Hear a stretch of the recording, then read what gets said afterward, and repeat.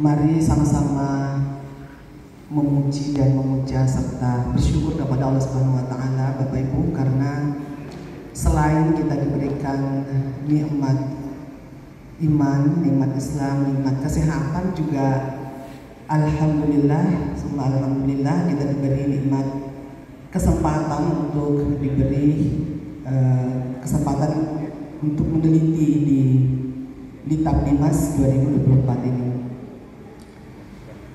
Bapak Ibu sekalian, hari ini kegiatan kita adalah sosialisasi tahapan penelitian 2024 sekaligus penandatanganan kontrak penelitian.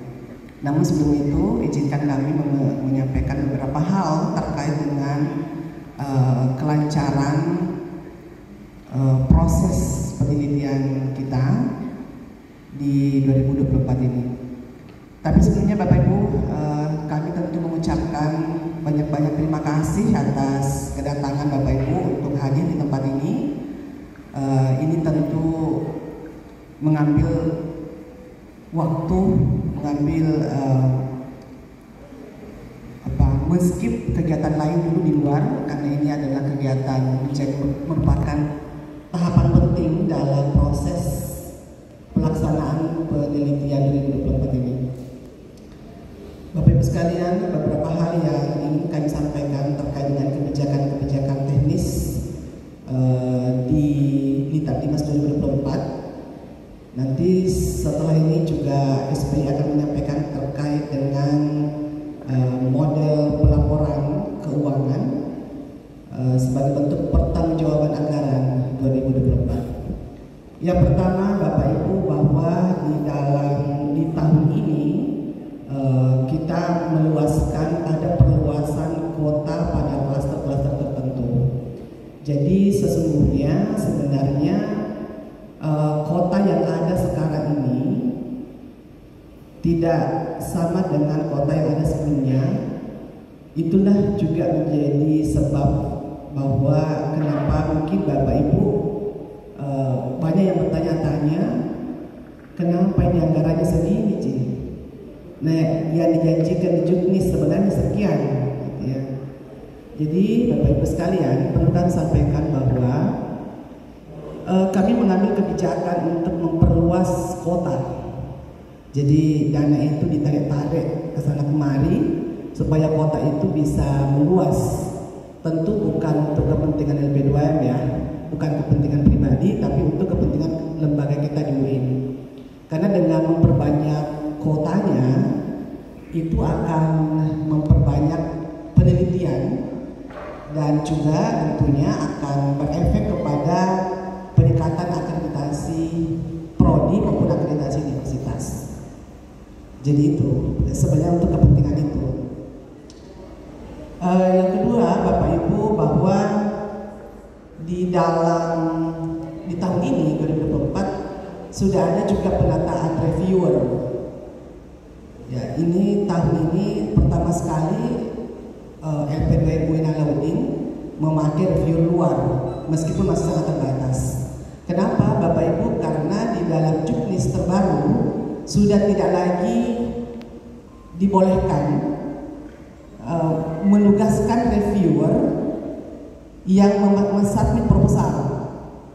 Jadi banyak sekali reviewer kita sebenarnya cukup hampir 30 orang, tapi sepertinya lebih setengah juga mensubmit proposalnya. Ya, sehingga itu diwarnai oleh pusat untuk tidak lagi menugaskan reviewer yang mensubmit proposal di UIN Alauddin, kecuali kalau mensubmit proposalnya di klaster pusat, begitu. Oleh karena itu kami berusaha memakai jasa dari luar, ya, sekaligus tentu bukan hanya alasan itu tadi, tapi mencoba untuk bagaimana mendeklarasikan bahwa proposal UIN Alauddin juga bisa bersaing, bisa dinilai baik-baik oleh reviewer luar. Yang ketiga, Bapak Ibu, yang perlu saya sampaikan adalah, nah ini yang paling penting juga kayaknya ya, terkait dengan penertiban output dan outcome penelitian. Jadi mulai tahun 2024 ini bukan hanya di UIN Alauddin, tapi mulai dari pusat, semua PTKIN itu sudah melakukan penertiban output dan outcome. Apa implikasinya? Implikasi kemudian yang muncul adalah setelah kita men-tracking akun masing-masing peneliti, ternyata banyak yang mulai 2020, 2021, 2022, 2023 masih banyak teman-teman peneliti yang mangkir dari tugas. Ada bahkan tidak menyelesaikan laporan akademiknya, Bapak Ibu. Dan itu bukan operator yang memberikan sanksi untuk tidak lolos administrasi, tapi itu otomatis di sistem masuk di zona merah. Sehingga kami perlu sampaikan bahwa lebih 200 proposal yang masuk yang lolos sampai lolos di tingkat administrasi itu hanya 160-an. Kurang lebih 50 kayaknya itu yang jatuh di administrasi, ya. Itu jatuhnya bukan hanya karena faktor ketuanya. Jadi meskipun anggotanya yang bermasalah, ya, tetap terdeteksi dan tidak bisa lolos sampai ke tahapan selanjutnya, Bapak Ibu. Jadi hati-hati mengambil juga anggota, perlu ditanya-tanya track recordnya di penelitian. Jangan hanya karena mungkin lagi tidak tugas peneliti langsung di tag juga namanya, itu juga akan bermasalah, ya. Ada juga Bapak Ibu teman-teman yang memiliki 2 akun, ya, namanya 2 kali berulang di 2 judul penelitian, itu juga terdiskualifikasi. Jadi ini terkait dengan etika peneliti, saya kira Bapak Ibu ya, bahwa tolong komitmennya, kalau memang bermasalah jangan lagi lanjut ke siang, karena kita operator direpotkan. Mana juga ada peneliti yang sudah pensiun, ya, sudah mestinya masuk di pengumuman, ternyata sudah pensiun. Ini juga masalah juga ya, antara nurani dan regulasi kan. Tapi bagaimanapun juga karena kami yang harus mempertanggungjawabkan, kemudian tentu kita berpihak kepada regulasi. Sudah mau ditulis namanya di pengumuman, ternyata pensiun. Ada 2-3 orang. Bahkan sudah ada yang masuk pengumuman, ternyata baru kemarin kami tahu, oh ini pensiun nih. Ya, jadi sorry mayor strawberry, terpaksa nggak bisa lolos. Kan itu semua terdetek, Bapak Ibu, terdetek di pusat. Nah, oleh karena itu Bapak Ibu sekalian, kami mohon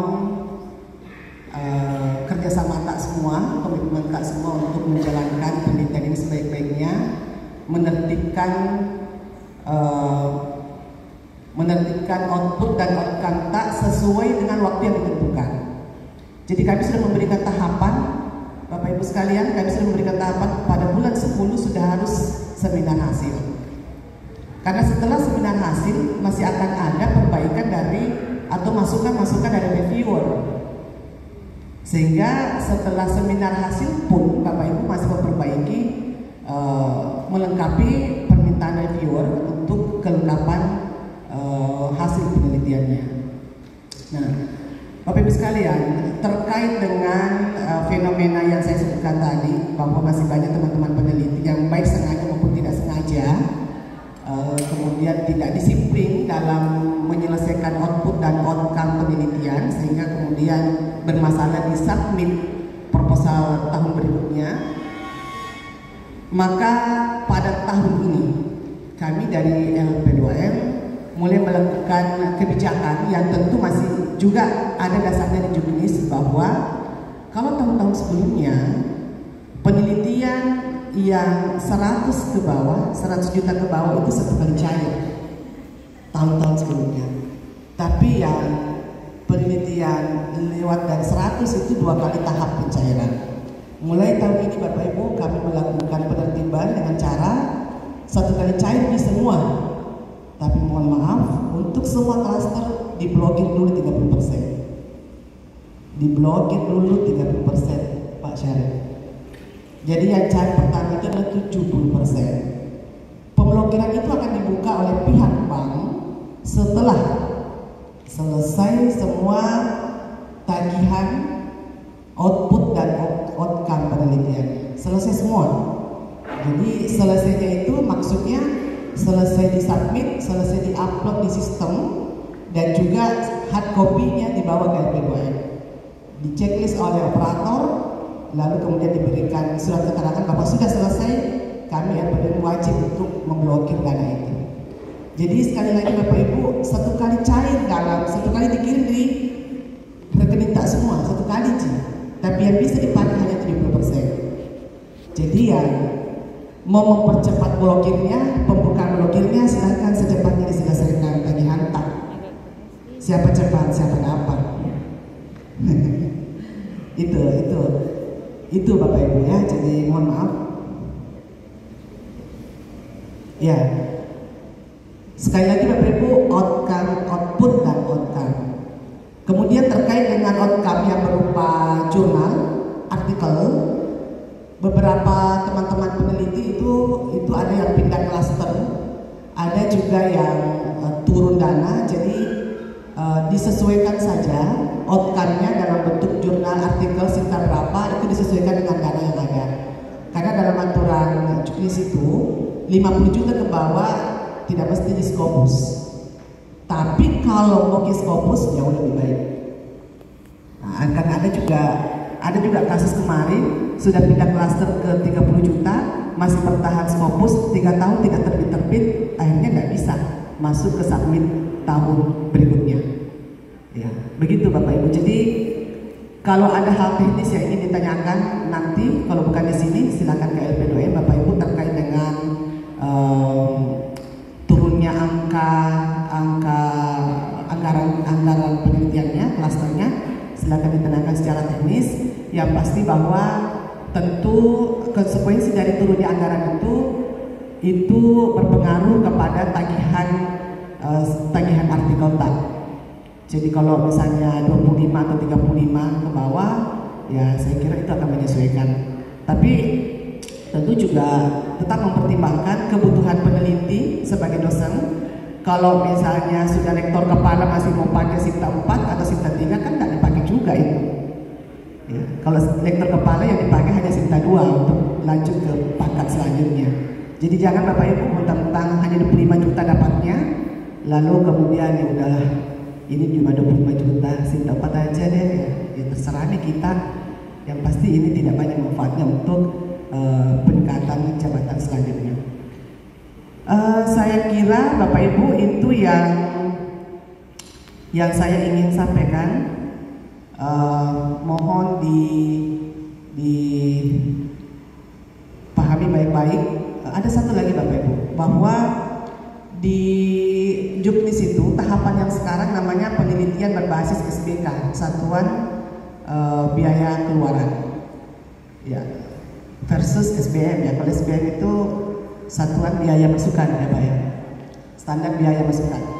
Nah itu sebenarnya dua paradigma ini berbeda dalam hal tuntutan penelitiannya.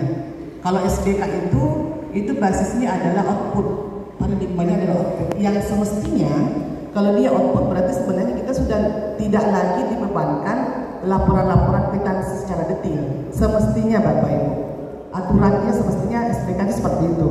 Karena kita hanya diwajibkan adalah output dan outcome-nya saja. Adapun laporan keuangannya dalam bentuk narasi penggunaan keuangan. Kalau dia SPM itu nanti basisnya pendekatannya adalah proses, dan implikasinya ke penelitian itu adalah menagih kwitansi. Nah, tapi kita sekarang bukan ke SBM, kita SBK. Cuma problemnya Bapak Ibu sekalian, sepertinya di tingkat pusat belum selesai negosiasinya ke BPK, karena dalam pemeriksaan BPK setiap tahun baik SBK maupun SBM semua ditagih kwitansinya. Ya, jadi meskipun kita basisnya SBK yang sekarang kita jalani Bapak Ibu, mohon masih menyiapkan melampirkan kwitansi kita. Tapi ini bukan berarti Bapak Ibu bahwa menyelamatkan data-data kwitansi jauh lebih penting daripada menyelamatkan data-data penelitian. Tentu dua-duanya sama pentingnya, karena satu berkonsekuensi kepada laporan atau output akademik dan satu berkonsekuensi kepada laporan keuangan. Nah, terkait dengan bagaimana model pelaporan keuangan di dalam penelitian SPK ini, nanti saya kira ada 2 orang SPI yang mendampingi kita di sini. Mohon dicermati baik-baik Bapak Ibu supaya lancar jaya penelitiannya. Baik, saya kira itu yang saya bisa sampaikan Bapak Ibu sekalian terkait dengan model pencairan bantuan kita, bantuan penelitian. Tak, jangan lagi dia tanya kenapa tidak masuk semua ini. Jadi semua klaster Bapak Ibu, mulai dari klaster tinggi sampai klaster kapasitas yang jumlahnya 15 juta saja, juga 70% saja di awal. Kalau mau cepat dicairkan, silakan selesaikan secepatnya output dan outcome penelitiannya. Baik, terima kasih. Sekali lagi mohon maaf Bapak Ibu jika dalam semua proses penelitian mulai dari submit sampai kepada pengumuman dan kemudian pada hari ini ada yang kurang berkenan, mohon maaf atas itu semua. Wabillahi taufiq wal hidayah. Assalamualaikum warahmatullahi wabarakatuh.